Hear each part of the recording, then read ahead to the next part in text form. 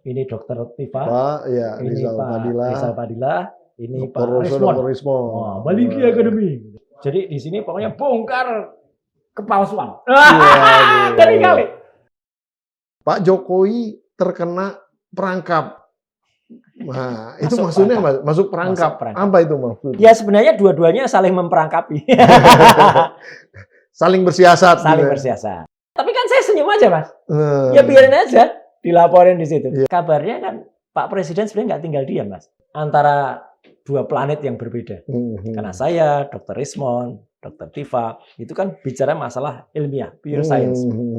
Sedangkan di pihak sebelah itu langsung hukum. Ini kan ironis banget, Mas. Ketika di saat orang mulai berani memberikan analisis, mulai berani mengkritik, lah kok tiba-tiba disikat. Pasti ada yang menang, pasti ada yang kalah kan. Ya, itu. Dan kayaknya susah kalau mereka harus mengakui kalau mereka kalah.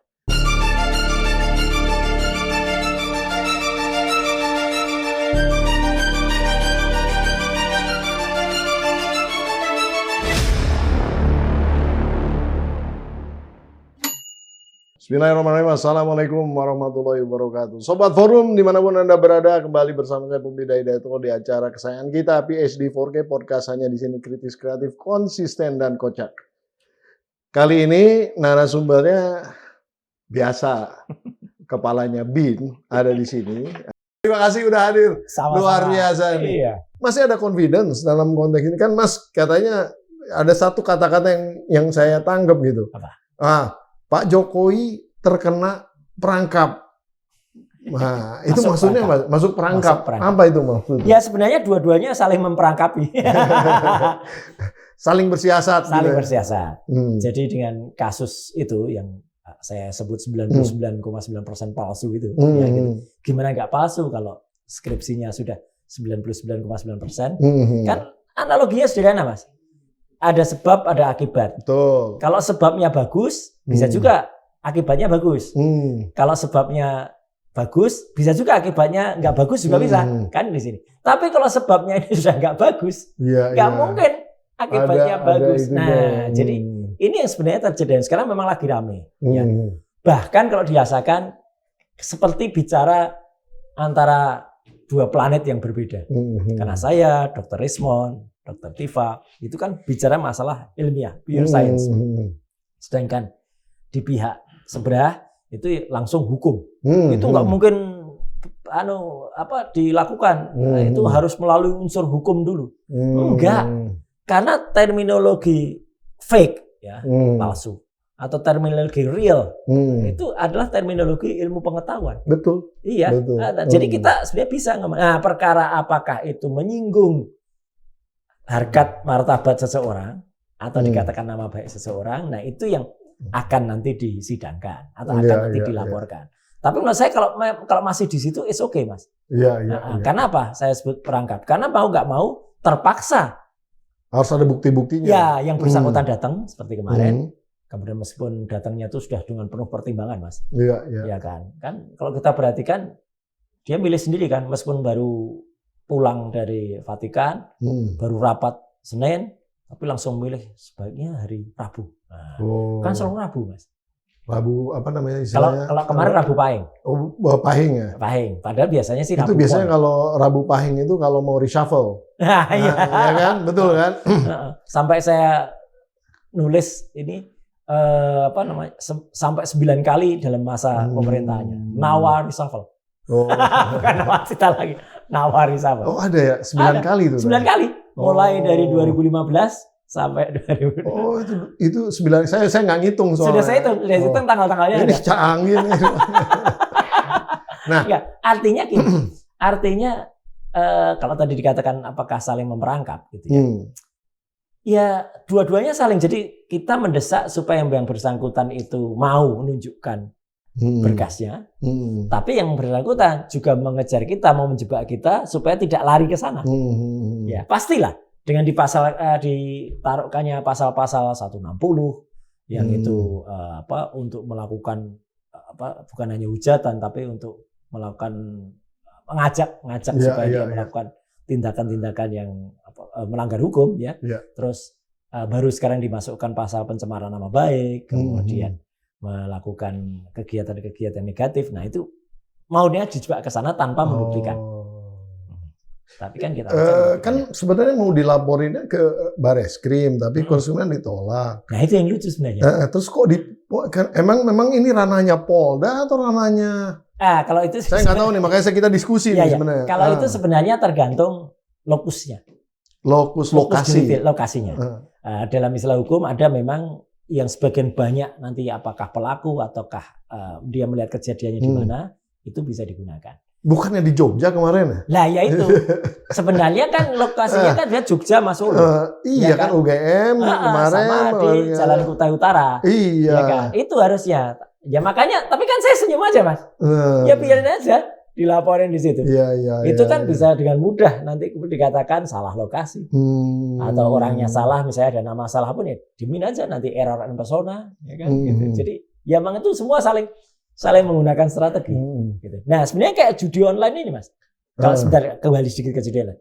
Judi online memang mau balik lagi kok, tenang aja. Nah ya, itu kan sebenarnya juga tergantung pemerintah tuh pinter-pinternya untuk memainkan strategi. Karena kan mereka kan pasti sudah bersiasat untuk tidak terpegang sama sekali. Tapi kan dengan pemerintah punya trapping ya, punya jebakan, itu kan bisa. Kenapa tidak kemudian jebakan itu digunakan untuk menjerat judi online? Kenapa justru menjerat para akademisi ini? Poin saya mau masuk situ sebenarnya. Artinya kalau misalnya nih Mas Roy dan kawan-kawan ini terkena hukuman gitulah. Nauzubillah min zalik. Mudah-mudahan enggak. Saya doakan enggak ya. Mudah-mudahan aparat penegak hukum ini masih mempunyai common sense dan juga keberpihakan di dalam konteks penegakan hukum yang seadil-adilnya. Meskipun sulit. Nggak apa-apa. Ini kan pasti ada. Ini kan doa saya, Mas. Iya, amin. Pasti ada yang menang, pasti ada yang kalah kan. Ya, itu. Dan kayaknya susah kalau mereka harus mengakui kalau mereka kalah. Meskipun faktanya sedemikian rupa. Artinya kalau judul ini nggak bisa diberantas, tapi akademisi ini yang kena, wah ini akan menjadi. Waduh, memang jelek banget. Berat banget. Sangat berat. Apalagi ketika kemarin ya proses pelaporan itu, satu udah milih harinya Rabu ya, udah harinya dia kan. Itu disadari atau enggak Mas? Tanggal 30 April itu kan tepat hari kebebasan informasi nasional. Iya. Jadi pas itu tanggal 30 April tahun 2008, 17 tahun yang lalu, ya, itu adalah ketika Undang-Undang Nomor 14 tahun 2008 itu disahkan dan berlaku 2 tahun kemudian pada tahun 2010. Artinya ini kan ironis banget Mas, ketika di saat orang mulai berani memberikan analisis, mulai berani mengkritik, lah kok tiba-tiba disikat. Padahal Undang-Undang Keterbukaan Informasi Publik itu pun KIP itu pun mau digunakan tadinya untuk menutupi cara mereka menyimpan itu supaya nggak nampak di publik, digunakan Undang-Undang Keterbukaan Informasi Publik itu. Jadi keterbukaan bukan kebesaran. Hari Keterbukaan Informasi Publik Nasional itulah sebenarnya 30 April itu. Saya nggak tahu tuh. Soalnya nggak libur sih Mas. Nggak banyak yang tahu. Yang mana 1 Mei ya malah yang libur. 1 Mei itu yang viral yang buka baju itu. Yang pakai kaos itu. Itu viral. Kita nggak bahas itu. Takut ya? Bukan. Saya termasuk buruh soalnya. Saya nggak enak nanti sama buruh. Saya pengurus KSPSI. Siap. Saya nggak enak nanti. Tapi bagus kalau itu bagus. Ya perlulah. Nggak artinya. Dan itu enggak loh, saya swear lah, salut loh saya. 6 dasawarsa, ya kan semenjak Bung Karno. Ya belum ada yang melakukan komunikasi dengan buruh. Pak Prabowo bagus lah. Itu harus diapresiasi. Harus diapresiasi. Meskipun harus dicek lagi nanti kalau terlalu banyak janji, ya kan nanti kan orang nagih janjinya itu yang lebih ngeri. Gitu aja. Nah, kembali ke omongan kita. Ya. Artinya kan kalau pasal-pasal yang diajukan itu kan berdasarkan Undang-Undang ITE kalau nggak salah. Kan ini kan lucu juga nih Mas. Tiba-tiba di MK itu diputuskan bahwa yang korporasi tapi ya itu tidak bisa melaporkan. Artinya sebenarnya kan ini kan seperti kasus dulu tuh siapa Prita ya, kasus Prita. Artinya korporasi sudah tidak bisa menggunakan lagi alasan undang-undang ITE ini untuk menjerat, untuk mempidanakan seseorang. Artinya itu kan suatu lembaga korporasi itu. Iya. Kalau Presiden Republik Indonesia kelembagaan bukan? Bukan. Karena sekarang kan memang sudah pensiun. Sudah pensiun. Ya, jadi dia bisa menggunakan itu. Tapi bisa. Kan nama beliau sudah melembaga. Nah, kalau itu saya coba objektif, jadi tidak boleh kita menafikan itu. Itu mungkin dia pakai. Ya, meskipun sebenarnya masih ada komanya. Secara individu sudah bukan presiden lagi. Tapi selaku orang publik ya, pejabat masih. Masih Dewan Pengarah dan Antara. Ada SK-nya tuh ya? Ada lah. Jadi makanya masih bisa di challenge nantinya, loh Bapak kan masih itu gitu kan. Iya. Jadi itu juga memang Mas Toro ini ada aja caranya luar biasa. Enggak, tapi semua tergantung objektivitas. Ya memang ini masalah penegakan hukumnya. Iya, kalau nggak objektif ya semua aja bisa kena. Yang nggak ada pasalnya aja bisa dibuatin pasal. Terus sekarang mau dikait-kaitkan dengan pasal 32, pasal 35. Padahal kalau 32, 35 itu lebih ke soal modifikasi, Mas. Ada pemalsuan. Pemalsuan tapi pemalsuan elektronik. Gitu loh. Kalau 310 susah kayaknya bisa kena gitu loh. 11 juga susah. Hebat ini menguasai sekali ini. Enggak lah ya, soalnya disebut soal itu ya kita harus jadi pelajari ya. Harus belajar soal itu. Kalau tiba-tiba simpatinya netizen yang banyak itu sama teman-temannya Mas Roy dan teman-temannya gitu maksudnya. Ini kemudian ini apa yang bisa mereka lakukan di dalam motif? Minimal bikin kaos, Mas. Jadi di kaos jadi para simpatisan. Berat saya nih, karena selalu buka-bukaan terus ini. Ini beneran, Mas. Jadi ini apa ini sekarang kata-katanya? Ini bukan saya sama saya kaget aja kemarin dikasih. Simpatisan dan ini kami pakai ketika deklarasi. Ini Dokter Tifa, ini Rizal Fadila. Ini Pak Rismo. Maliki Academy. Mukanya juga mirip-mirip. Kecuali Dokter Tifa kurang mirip. Mas Roy terlalu muda tuh situ tuh. Iya, dicari gambar yang muda. Iya. Jadi di sini pokoknya bongkar kepalsuan. Ngeri kali. Luar. Siapa yang buat, Mas? Nanti ini ada temen yang buat. Iya. Nanti kalau yang mau pesen tinggal di komen. Gitu. Jadi artinya nanti dalam kita bisa kasih tahu. Dan deklarasinya kan kemarin di Gedung Juang ya. Menunjukkan kalau kita memang berjuang. Dan kita sempat kaget, Mas, karena awalnya itu direncanakan yang datang tuh di registrasi 100 sampai 150 orang. Benar-benar yang datang 500-an, Mas. Jadi penuh banget itu. Ya meskipun kita tahu itu mungkin semangatnya aja yang besar ya, tapi mungkin kekuatannya tidak akan sebesar tidak akan sebesar tidak akan sebesar kekuatan dari para aparat ya, tapi setidak-tidaknya kan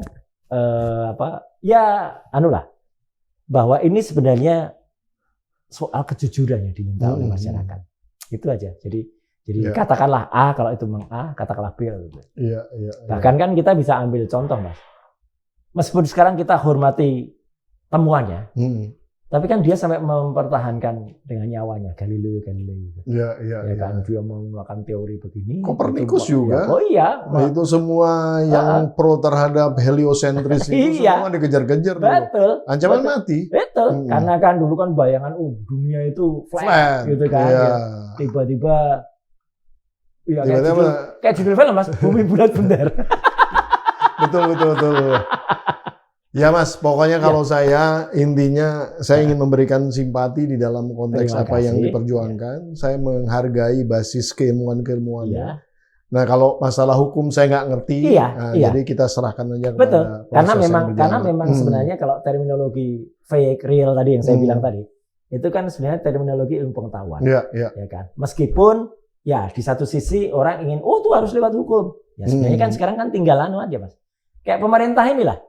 Dalam menertibkan judul tadi. Kan semua juga pengen, Mas. Pengen ambil peran. Itu ranahnya Kejaksaan Agung. Itu ranahnya polisian. Nah itu. Ini gimana kok prediksinya Iya, kemarin? meleset. Gimana? Kali ini meleset, padahal dulu udah deket banget ya. Udah, saya pikir ada yang tersangka gitu. Iya, itu udah benar dong. Orang udah bilang, aduh udah tinggal ambil gitu. Iya kan sebenarnya kondisinya bukti-buktinya sudah ada semua. Sudah. Cuman ya. Berarti kuat tuh Mas. Iya, ada dorongan dari Oslo. Oh, masuk angin jangan-jangan. Iya, itu makanya kerokin aja. Wah, banyak soal yang terlibat ini. Banyak. Kata PPATK ini sekarang jumlahnya sudah mencapai 1.200 triliun. Edan itu. Udah hampir separuhnya, ya kan? Ngeri kali ya. Kalau APBN berarti separuhnya ini, waduh. Terus ekonomi lagi lesu. Ya. Orang main judol ini kemudian lari ke luar negeri aja tuh semua ya. Iya, benar. Ada nggak inti buat kitanya Mas? Untuk orang Indonesia, maksudnya untuk pemerintah Indonesia ada? Kalau pemerintah enggak? Nggak ada sama sekali kan? Tapi kalau untuk individu Indonesia ada. Oh, iya. Oknumnya. Ada di pemerintah. Pemerintah nggak ya? Wakil saya itu pemerintah. Loh kan pemerintah itu kan ada eksekutif, ada legislatif. Ya udah jelas kan. Kira-kira ada di situ ya. Iya. Aduh. Iya. Memang susah. Iya. Tapi yang konon kabar yang dulu terlibat itu kira-kira bakal kena nggak sih Mas? Kalau lihat informasi dari anggota BIN, maksudnya itu yang netizen kan sudah keras kena gitu loh. Cuman memang hebat banget memang. Waduh, dia memang jadi silapnya cukup jago lah ya. Waduh, memang bisa tendang kanan yang kena kiri gitu. Hebat memang dia. Bener-bener. Artinya pengaruh dari Oslo ini masih kuat. Masih. Terutama di lembaga iya, karena kan penegakan hukum ya. Betul, kan pucuk-pucuk pimpinannya sampai dengan sekarang masih belum ada yang ganti. Iya kan? Kapolri belum ganti. Iya kan? Kemudian Panglima TNI belum ganti. Iya kan? Jaksa Agung belum ganti. Iya kan? Ya udah. KPK-nya juga belum ganti. KPK-nya sih udah. KPK udah. Kan, tapi kan pembentukannya di zaman itu. Dipilihnya waktu zaman yang dulu. Iya. Jadi 6 bulan berjalan pemerintahan baru ini praktis lah sebenarnya. Pak Prabowo juga pasti kewalahan gitu loh, Pak Prabowo kemarin di acara buruh itu bilang bahwa ini ada Kapolri namanya Prabowo juga. Ya kan? Dan ada Panglima TNI namanya Subianto dan presidennya Prabowo Subianto. Jangan-jangan nggak diganti-ganti gitu nanti. Itu makanya orang kan pada kuat, padahal kan itu termasuk yang di request gitu loh oleh masyarakat. Kalau ada polling atau ada bahkan kalau kemarin lihat dari 8 tuntutannya para purnawirawan rekomendasi itu kan, kalau itu ngeri-ngeri kali gitu. Polri di bawah Kemdagri. Kalau dalam konteks judul ini Mas, ini sebenarnya roles-nya saya juga bingung nih. PPATK clear banget jelas memetakan ini jalurnya ini. Nah, pertanyaan saya, PPATK nggak bisa berbuat apa-apa? Jadi gini, ada kayak sektoral gitu mereka itu. Jadi tidak ada lembaga super body. Kalau misalnya kayak KPK. Gitu. KPK kan dia, kenapa dulu dibentuk KPK? Mas kan dulu kita ingat pembentukan KPK dan Bu Mega itu kan memang gara-gara polisi kalau mau nyidik, kemudian nanti harus dilemparkan ke kejaksaan, nanti kejaksaan bisa di sini udah masuk angin, di sini tambah masuk angin, nanti di sana udah demam nanti gitu.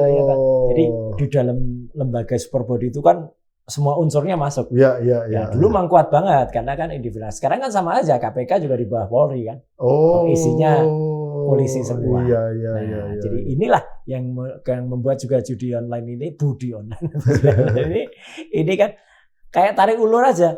Udah jelas banget ini dulu, bahkan yang keterlibatan kantor di Merdeka Barat itu kan sebenarnya udah dulu juga jelas banget gitu. Oknum ya. Ya itu kan ya sampai ada videonya lemari kontainer. Ya meskipun itu question mark ya. Sebenarnya kan ada yang bilang itu bukan dari yang judi online gitu. Ada yang lain lagi dong. Itu dari kasus lain. Berarti lebih parah lagi dong. Tapi memang ya tokoh yang kita sebut dulu, yang kita ramalkan udah tinggal deket itu ya hebat gitu. Hebat ya. Hebat. Apalagi dia kan juga lagi sekarang di tempat yang baru itu kan menyiapkan koperasi, koperasi merah putih. Yang malah ditambah lagi. Itu tadinya 75.000 desa daerah ya kan? 80.000. Wih. 80.000. Ya, luar biasa jalan. Itu. Ya memang sebenarnya kabarnya kan Pak Presiden sebenarnya nggak tinggal diam, Mas. Jadi sebenarnya nunggu sampai itu terbentuk. Terbentuk di kayak Hasan Dasbi. nanti lo enggak contoh aja. Jadi itu contoh ya, ditunggu dia bentuk struktur, setelah itu ditunggu mengundurkan diri. Nah, ditunggu menyingkirkan gitu ya. Jadi dibikin nggak nyaman. Kalau kursi gitu ibaratnya dibikin di kursinya panas, kasih kompor di bawahnya. Jadi kalau misalnya lu kan mundur sendiri gitu. Akhirnya gitu. Enggak salah gitu. Iya. Gitu kan. Tapi kalau istilahnya di dalam konteks judul ini, kalau 1.200 triliun ini sebenarnya bisa menjadi potensi bukan maksud saya jadi potensi perekonomian. Ini kan dahsyat sebetulnya. Dahsyat aja pakai banget. Udah separuhnya PBN ya kan. Terus negara kita lagi di tengah-tengah krisis. Iya. Tapi anehnya juga gini, Mas. Krisis tapi emas laris juga ya. Ya karena orang pengen ngamanin ini, ngamanin aset, mau naik terus ya, Masnya gila juga. Jadi, tapi Mas Roy nggak naik. Mas Jawa nggak naik ya. Mas Jawa nggak naik. Inilah, masih terlalu banyak sih Mas Jawa itu. Mas Batangan ya. Iya. Tapi emang gila tuh ya. Artinya kalau judul ini sebenarnya, makanya kan. Ya suka nggak suka, ekonomi lesu itu salah satu daya beli itu. Betul, karena ini kan yang disasar, Mas. Itu kan sebenarnya kan justru sebagian besar masyarakat yang menengah ke bawah. Ekonomi menengah dan menengah ke bawah, kemudian tidak hanya menjangkau para laki-laki, ya kan, tapi juga mak-mak, ya kan? Iya, mak-mak juga ya. Mak-mak ikut. Kemudian profilnya itu kan bisa kelihatan, mak-mak terus anak-anak, kan? Karena kan untuk deponya kan murah, Mas, gitu. Iya. Ya kan, 5.000, 10.000 gitu lah kali depo. Kalau data mentahnya di PPATK ini dipelototin, berarti kan udah clear nih. Si A, si B, si C ini main. Iya. Berarti kan ada arus dana keluar. Ya. Kan kelihatan. Lalu lintasnya kelihatan, trafiknya kelihatan. Ini mohon maaf nih, lembaga-lembaga penegak hukum nggak langsung koordinasi nih. Maksudnya misalnya memerintahkan PPATK untuk nahan atau gimana gitu. Malah justru siapa ya? Karena mereka koordinasi. Jadi ya koordinasi. Kecuali kalau nggak koordinasi. Apa istilahnya 86 ya? 86 kalau mereka koordinasi. Istilahnya 86. Iya. Jadi karena itulah. Iya. Karena gini, saya tuh pernah dapat telepon dari teman. Iya. Temen tuh melakukan perdagangan biasa aja sebenarnya. Cuman tiba-tiba ada transaksi yang menurut PPATK mencurigakan. Entah dari jumlah, entah dari keseringannya transaksi gitu ya. Nah, tiba-tiba di freeze. Memang di freeze-nya juga pada akhirnya cuma 2 minggu doang. Hanya nggak dikasih tahu. Kenapa? Tiba-tiba nggak pernah dikasih tahu kenapa. Ya, karena kan di PPATK itu kan ada mekanisme atau ada software yang bisa kemudian mengetahui berdasarkan tadi anomali pada saat traffic, kan? Kemudian anomali jumlah.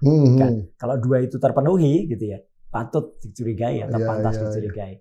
Tapi ya itu, Mas. PPATK hanya bisa melaporkan. Ya, tapi dia bisa memfreeze dana itu, Mas. Maksud saya gini loh. Bukan itu kan sebenarnya. Enggak, di freeze, Mas. Benar-benar nggak bisa diambil sama teman saya itu. Jadi malah teman saya itu jadi ngontak saya untuk gimana caranya ngasih tahu dulu, pengen tahu dia. Akhirnya kebetulan ada teman saya yang kerja di dalam waktu itu. Memang levelnya nggak ini. Terus saya bilang nih, saya kasih nomornya deh. Kontak aja untuk.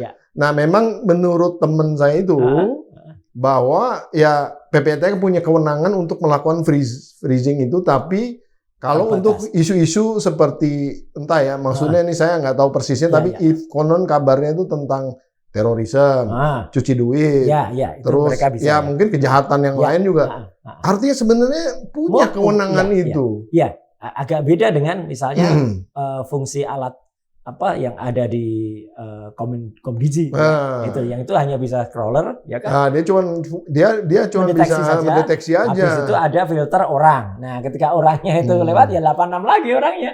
Gitu yang dulu kejadian kan kayak gitu. Tapi kan ironis juga ya ketika dalam kondisi apa namanya kayak gini ya.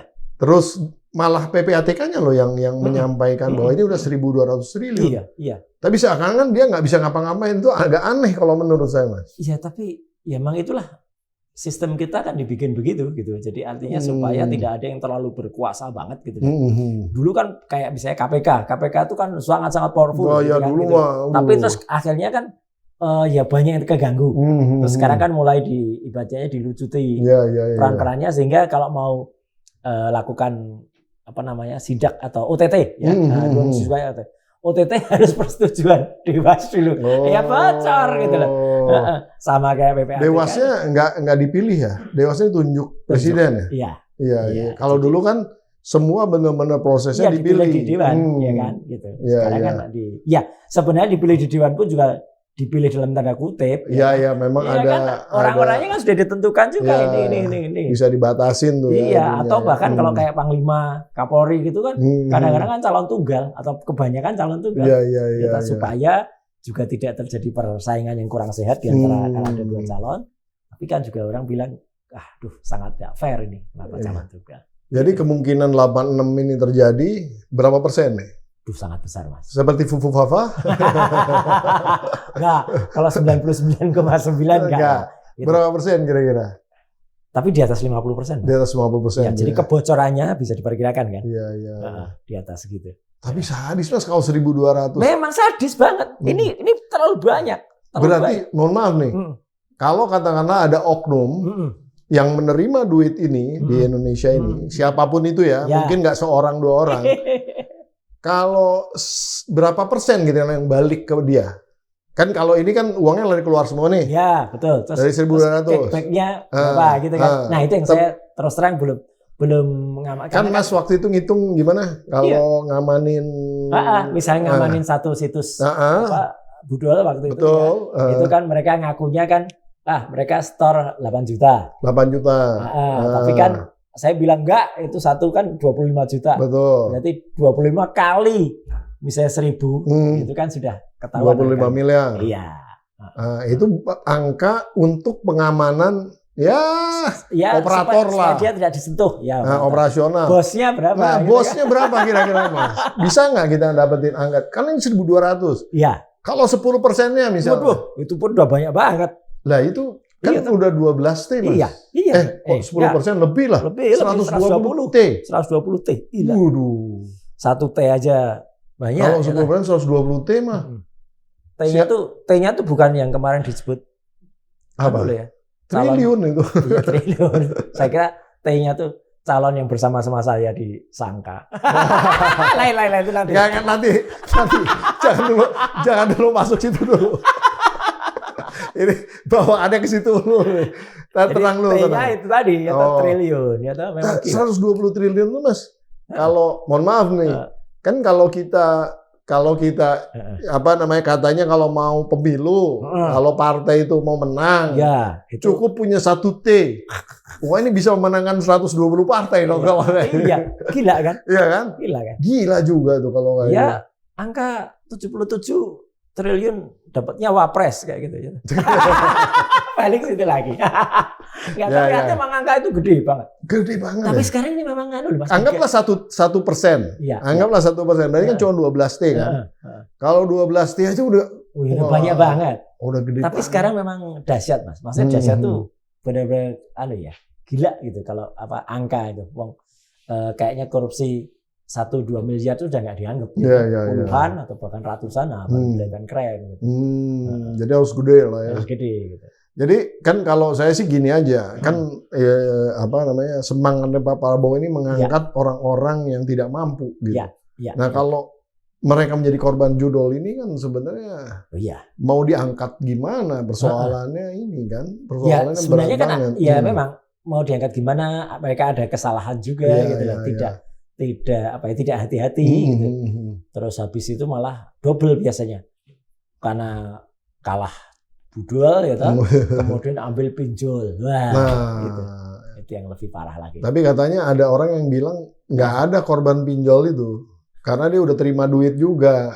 Loh, tapi kan berapa persen duitnya yang diterima? Tetap korban, Mas. Sebenarnya korban karena apa namanya tuh istilahnya denda dan cobannya bunga itu gede banget. Sangat gede banget. Jadi misalnya bayangannya dia dapat, ya ibaratnya tuh kita hitung 1.000, bayangannya dapat 1.000, fakta kenyataannya dia dapat paling banyak tuh 700, ya kan? Habis itu tagihannya bisa 1,4.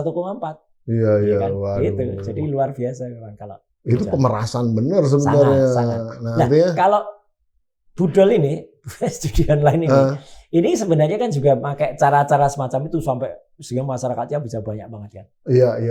Bagaimana cara mereka terpancing, bagaimana kemudian sampai mak-mak tadi ikut. Karena ya satu yang diharapkan, saya pernah tanya Mas ke mereka kenapa masih main. Ternyata mereka tuh masih seneng dikasih harapan sembuh. Padahal pasti kalah loh Mas. Ini kan model kayak zaman dulu Porkas sama kalau SDSB. Porkas tuh malah kadang-kadang bisa dapat Mas. Oh ya. Iya. Kalau ini udah pasti kasino yang menang. Pasti kalah. Iya, karena dengan elektronik itu sudah dimasukkan skrip atau sudah dimasukkan algoritma tertentu. Pasti sehingga, yang menang. Iya, pasti menang bandar. Kalaupun sempat menang, itu kita sudah pakai ilmunya sudah psikolog gitu Mas. Jadi kita dikasih menang sekali, nanti dikasih kalah 3 kali itu nggak kerasa kalau kalah. Bayangannya menang. Padahal habis itu diajar lagi, habis lagi. Ada ide-ide melegalkan ini Mas. Menurut Mas gimana?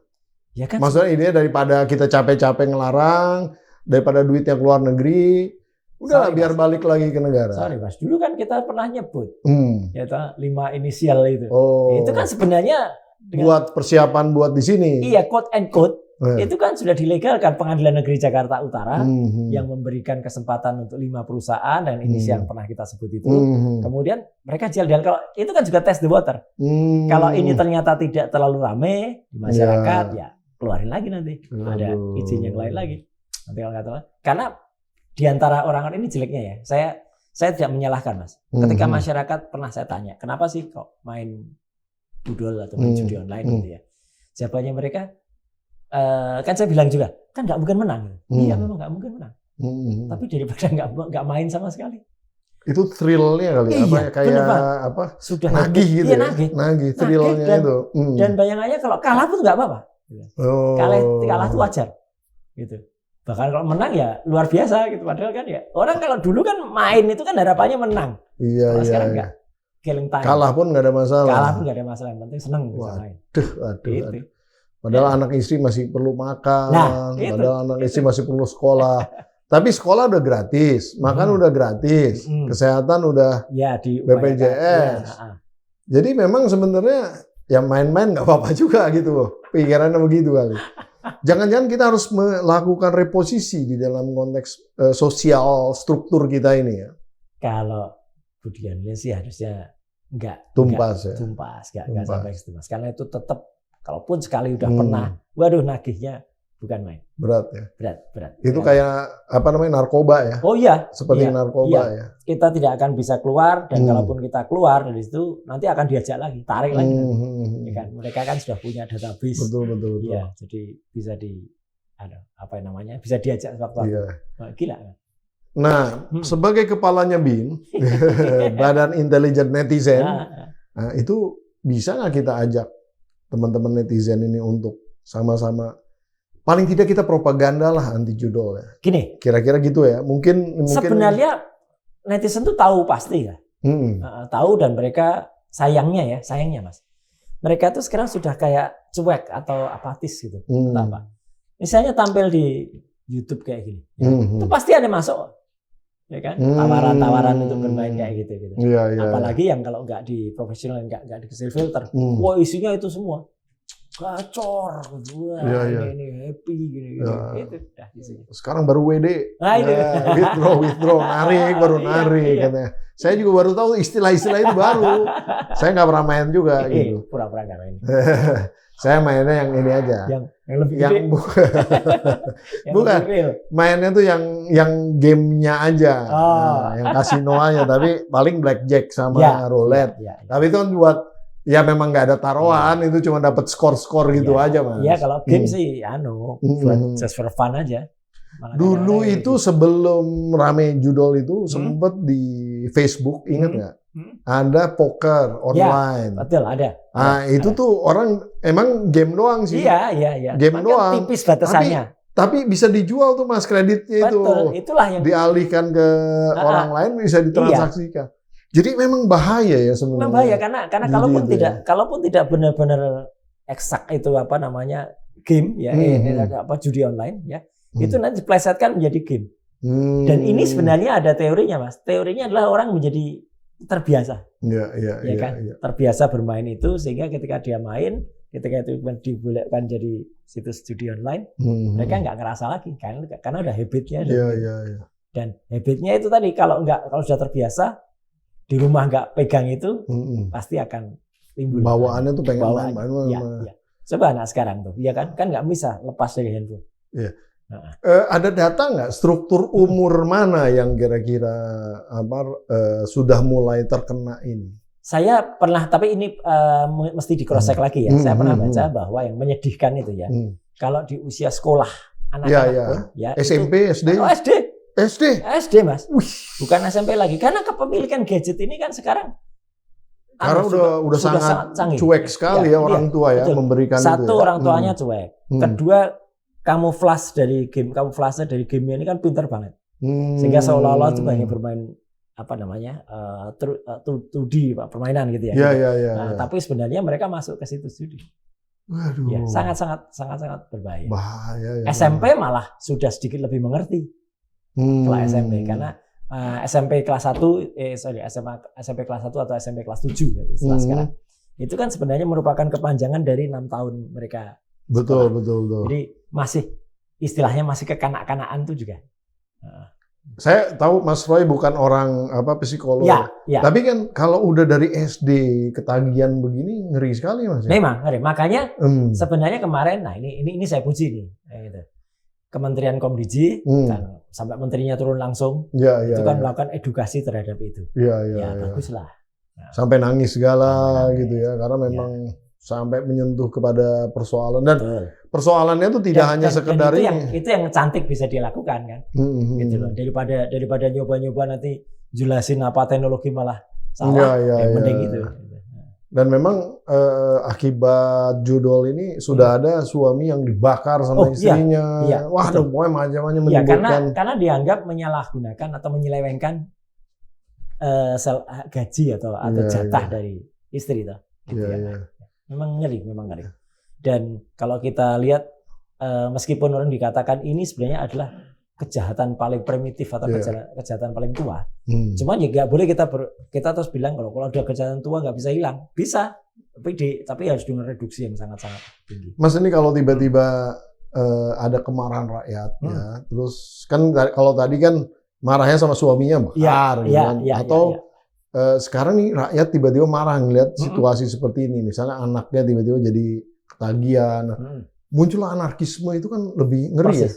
Iya, dan ini lebih ngeri ya. Sebenarnya. Ini sangat bisa terjadi Mas, ketika kita ngobrol, kita masih bisa kita masih bisa tersenyum di podcast. Sementara ratusan atau mungkin bahkan ribuan ya para pekerja atau awak media, ini kan sekarang lagi drop betul. Karena saya nggak perlu sebut ya TV mana, tapi kan tertulis tuh TV ini rumahkan 400 karyawan, karyawan. Semua di mana-mana. Iya, jadi kan lagi. Nah, ketika sedang begitu kok malah lucunya orang beli koin, orang beli buat judi online itu ningkat gitu loh. Nggak ada matinya ini. Ini nggak ada mati. Karena itu tadi ada harapan mungkin bagi dia. Bayangannya begitu. Padahal sebenarnya harapannya tuh harapan yang nggak ilmiah. Iya. Jadi kalau dipadani dengan korupsi, menurut Mas ini di level apa nih? Judol dengan korupsi. Beda kelasnya, tetapi korupsi gila sekarang. Iya. Korupsinya gila. Jadi korupsi sudah nggak miliaran lagi, korupsi sudah triliun. Bukan, maksud saya nih sekarang kejahatannya levelnya di mana? Judol ini dengan korupsi, apakah kita harus treat para pelaku judol ini? Maksudnya bukan yang main, yang memfasilitasi ini kejadian dan tidak melakukan itu lagi tindakan agak sulit sih sebenarnya, karena kan mereka kan sengaja taruh di luar, ya kan gitu. Sementara peraturan pemerintah kita sudah dikebiri di situ. Dulu kita punya peraturan pemerintah yang bagus banget ya, 82 kemudian dikebiri sehingga server boleh ada di luar. Ya wes kalau gitu kan apa hak kita lagi, apa kewajiban kita lagi. Padahal kalau kita tahu semua transaksi itu kan juga bisa diketahui sebenarnya oleh PPATK tadi, ya kan? Tapi kenapa mereka nggak kuasa atau tidak diberikan hak ke situ? Kalau Pak Prabowo barusan juga menyetujui undang-undang perampasan aset gitu misalnya, karena inisialnya meskipun namanya katanya mau diganti, ya kan? Bukan perampasan, kesannya kok galak banget itu, tapi pengelolaan atau apa gitu. Nah, saya kira ini pintu yang masuk juga, gitu. Pintu yang bagus juga untuk masuk. Beliau mulai concern dengan permasalahan yang dalam negeri, yang tadinya beliau lebih concern ke luar. Gitu.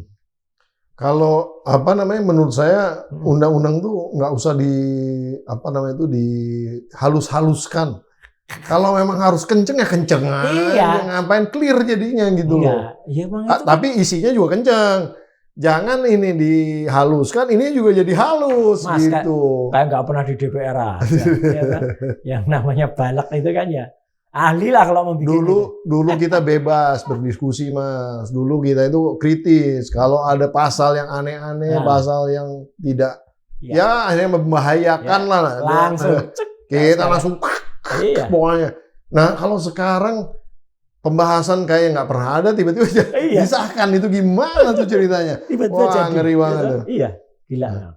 Ya, itulah. Waduh, parah juga ya. Jadi sebetulnya diskusi di dalam konteks ini pada saat ini sebenarnya kan Mas, berarti kan kita ngelihat ya bahwa cerminan penegakan hukum di Indonesia ya kayak gitu. Judulnya nggak bisa, apalagi korupsi. Gitu, terus terang Mas ya. Gimana mau berantas kalau di dalam institusi itu ya itu ada faksi-faksi. Kayak partainya Mas aja ada faksi-faksi. Oh iya. Di partai siapa aja juga ada. Iya. Tapi kan gak nyolok banget. Jadi ketika ada faksi-faksi itu, ya udah ketika yang satu kena, yang lain nyukurin, gitu. Ketika kelompoknya yang ini yang maju, ya akhirnya kan. Mungkin kita harus cari ya di penegakan hukum itu yang sebut aja lah dulu ketika ada kasus Sambo, gitu. Itu kan akhirnya kan juga beberapa jalan di tempat ya kan, bisa kan mereka kan juga ya itu konco-konco sendiri gitu. Iya. Mungkin harus kayak Elliot Ness ya. Harus nyari orang kayak si Melon yang mana-mana bersih gitu, baru nyari yang kayak Andi Garcianya tuh siapa namanya tuh, Pepe Petri. Nah, dia tuh itu harus nyari dari pendidikan bener, jangan yang udah jangan yang masuk sudah terkooptasi. Jadi dia pure gitu, bisa ngerti betul, bersih betul gitu. Kita ngomongnya film dulu. Nama jago nonton film. Cocok gitu. Mas, mungkin ada beberapa kata yang ingin disampaikan ke Sobat Forum, silakan. Terima kasih. Jadi memang kemajuan teknologi itu memang selalu bermata dua, ya gitu. Di satu sisi kalau memang benar-benar bisa kita anggap negatif, itu adalah soal judi online ini.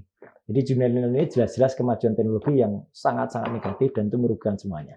Tapi ada juga kemajuan teknologi yang bisa mengungkap fakta, bisa mengungkap kebenaran, bisa mengungkap rahasia yang ada, ternyata juga bisa dianggap, wah ini mengancam nama baik atau citra seseorang. Dan akhirnya sama-sama dua-duanya dikejar-kejar. Itulah realitanya, tapi insya Allah kalau para saintis, Mas, para peneliti, kita tetap bertahan untuk mengatakan benar, katakan benar, tidak katakan tidak. Teknologi itu bisa salah, tapi kami tidak boleh bohong. Luar biasa. Terima kasih sudah hadir, Mas. Terima kasih, Mas. Nah, Sobat Forum, itu tadi adalah Mas Roy Suryo yang kita sama-sama prihatin tentu di dalam konteks ini, dan mudah-mudahan dengan podcast ini kita bisa melihat dari dua sisi yang sangat menarik di dalam konteks penegakan hukum, dan kita tetap berharap bahwa penegakan hukum dilaksanakan secara objektif dan secara istilahnya tidak ada intervensi dan lain-lain begitu ya. Jangan juga 86 seperti kasus judol gitu ya. Dan kita berharap bahwa Indonesia ke depan ini menjadi negara hukum yang benar-benar secara hakiki bisa dijalankan, memberikan rasa aman, rasa nyaman, dan rasa berkeadilan kepada warga negara semuanya, terutama juga pada para akademisi, saintis, ilmuwan yang pasti ya kadang-kadang yang namanya ilmuwan itu selalu berpikir bahwa kebenaran itu tidak bisa disalahkan, walaupun kebenaran bisa dikalahkan. Nah, itulah pesan moral daripada podcast kali ini. Mudah-mudahan bisa menjadi pelajaran bagi kita semua. Akhirnya saya Pembida Hidayatullah harus undur diri. Nonton terus PhD 4K, podcastannya di sini kritis, kreatif, konsisten, dan kocak. Wassalamualaikum warahmatullahi wabarakatuh. Luar biasa, Mas. Siap, terima kasih.